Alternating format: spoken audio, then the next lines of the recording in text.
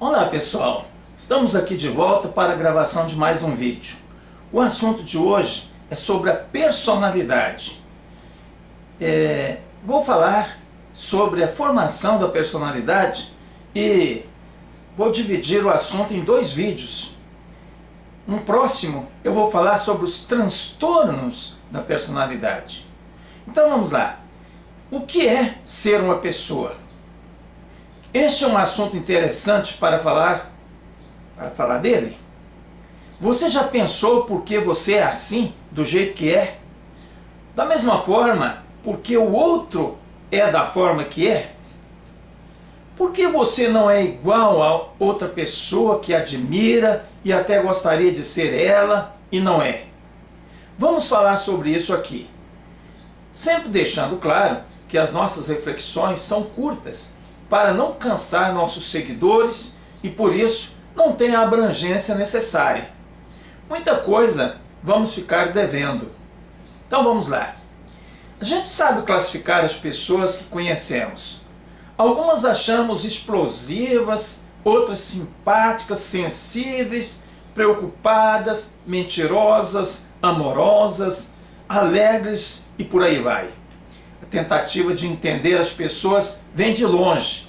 O Dr. J.G. Ballone nos dá um pequeno histórico da personalidade como a seguir. Na Grécia, Hipócrates, 460 a 377 a.C., considerado o pai da medicina, classificava a personalidade em 4 tipos, de acordo com a presença de determinadas substâncias no organismo, como supunha. Foi a primeira classificação através de sua teoria dos 4 humores corporais: sangue, fleuma, bile branca e bile negra, segundo a qual a predominância de qualquer um desses 4 humores caracterizaria o temperamento das pessoas, bem como a inclinação para determinadas doenças. Baseado na teoria de Hipócrates, Cláudio Galeno, 131 a 200 depois de Cristo, em sua monografia de temperamentos, continuou com a mesma teoria e tipologia do temperamento. Descreveu 4 temperamentos básicos, os quais se desdobravam em 9. Não vem o caso aqui. Eram os 4: sanguíneo, bilioso ou colérico, melancólico e fleumático. Immanuel Kant, em 1724 a 1804, 1500 anos depois, aprimorou as características dos 4 tipos de temperamento citados por Galeno dessa maneira.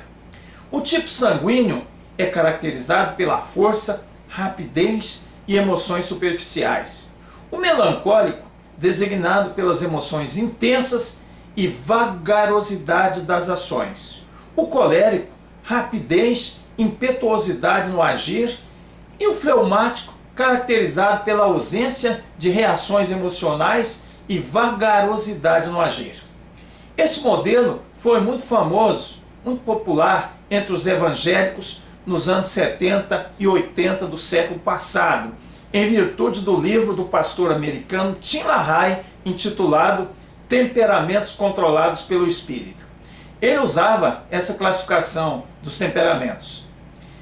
No século XVII, o filósofo John Locke foi um dos primeiros a teorizar que a mente humana nasce vazia como um papel em branco e que a personalidade seria fruto das experiências ao longo da vida. Logo depois, o francês Jean-Jacques Rousseau criou o conceito do bom selvagem, inspirado nas descobertas de povos indígenas nas Américas. Para ele, os humanos nasceriam inocentes e pacíficos. Males como a ganância e violência seriam produtos da civilização.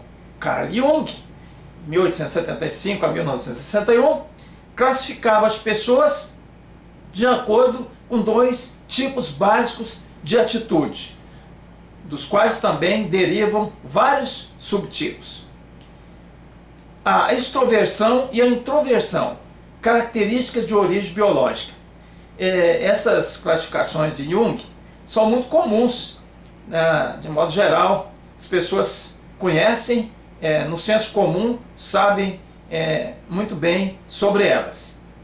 A extroversão, segundo ele, era governada por expectativas e necessidades sociais, estando orientada para adaptação e reações exteriores, enquanto a introversão teria sua energia dirigida para os estados subjetivos e processos psíquicos.